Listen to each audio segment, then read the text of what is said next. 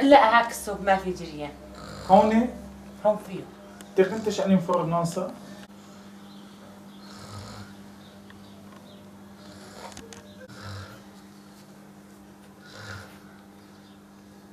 Gel bakayım sen benim yanıma.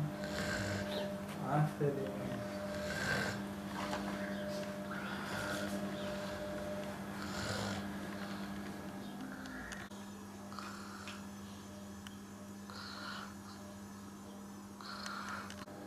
Üç aylıkken Pişmiş. halasının kucağından.